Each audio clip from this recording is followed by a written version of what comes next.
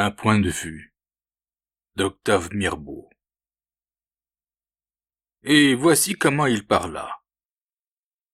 Monsieur le juge, vous voyez en moi l'homme le plus stupéfait du monde. Vrai, je vous le jure. Jamais je n'aurais imaginé qu'une telle chose fût possible.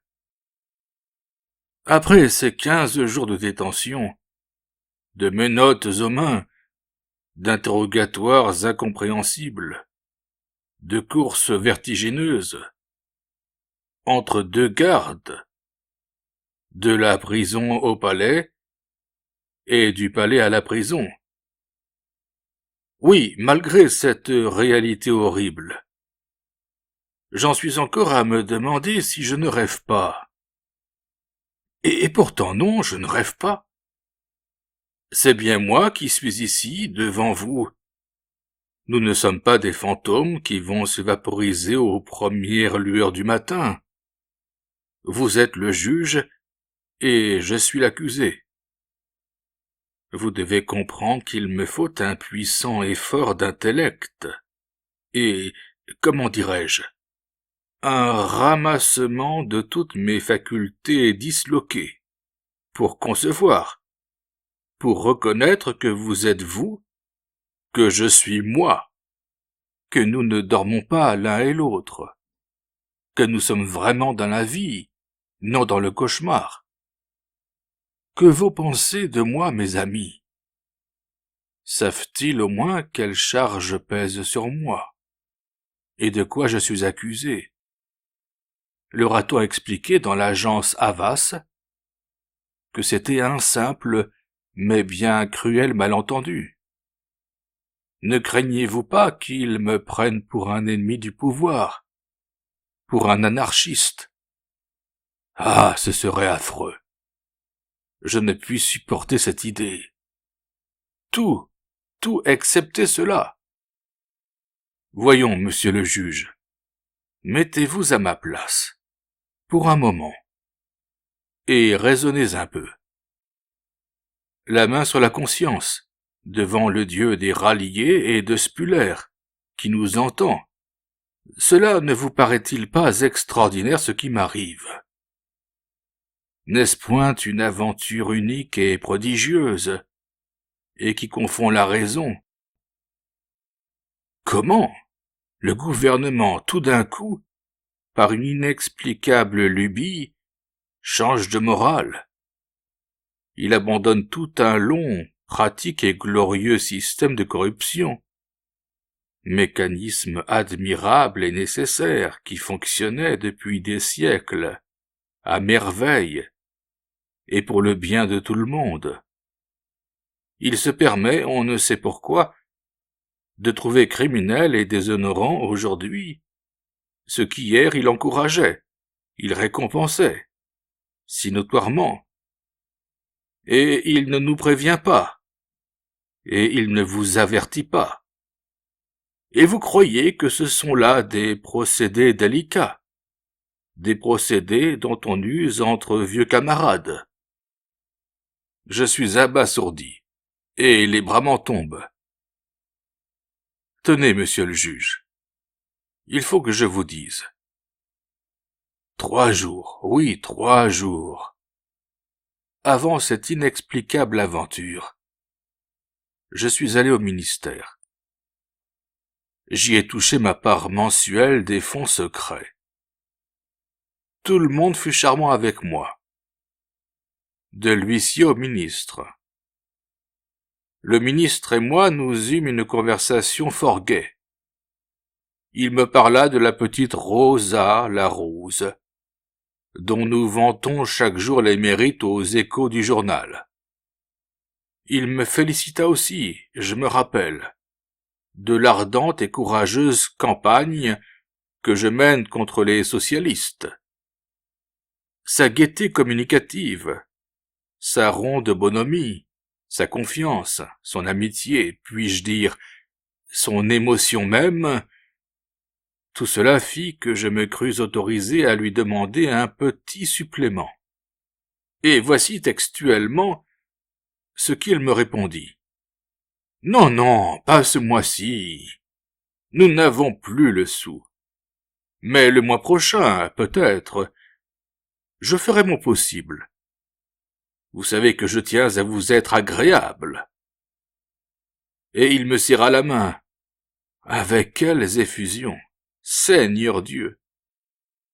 Et 3 jours après, sans un mot de lui, sans un signe de son huissier, sans un avertissement de personne, il me fait arrêter, jeté dans une cellule de Mazas. Il me traite comme un vulgaire criminel qui eût commis cet irréparable crime de ne point trouver belle la physionomie de M. Casimir Périer. On me confond avec de pâles voyous, de sinistres bandits, ennemis du gouvernement et de la société.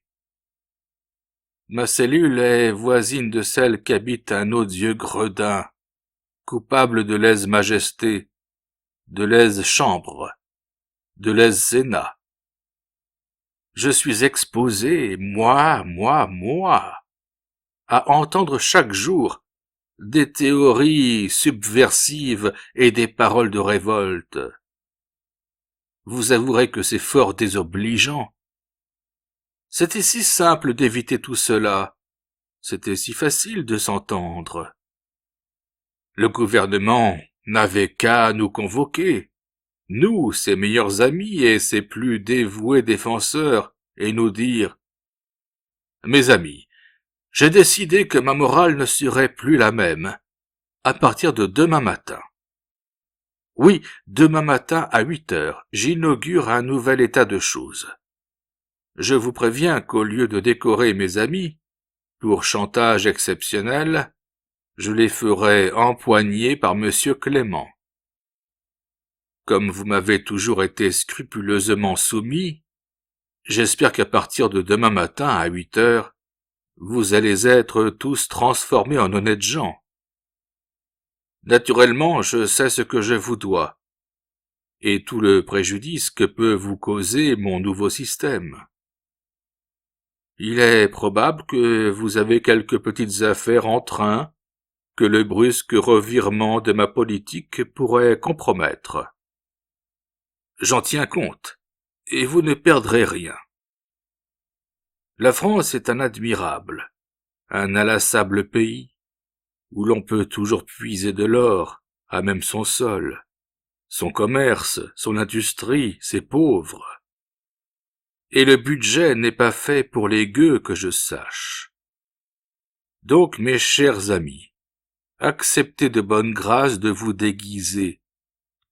Oh mon Dieu, le temps d'une expérience, de vous déguiser en honnêtes et respectables personnes, et je vous promets que demain matin à 8 heures, non seulement je ne diminuerai pas votre participation, si légitime, au fond secret, mais que je la doublerai, la triplerai, la quadruplerai.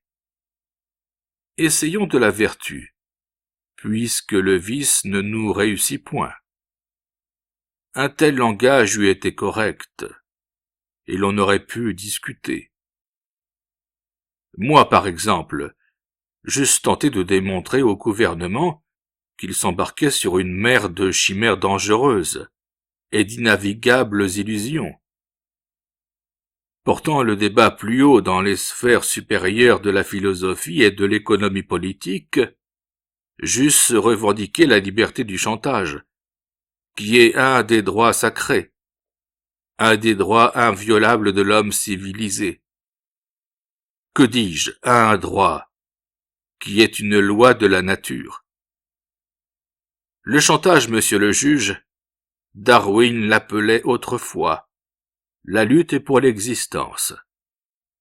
Le chantage, mais c'est aussi une nécessité économique qui met aux prises les activités humaines, assure la circulation et l'échange des capitaux. Remarquez que je n'ai pas dit le libre-échange, pour ne pas froisser monsieur Méline. J'eusse sorti bien d'autres arguments.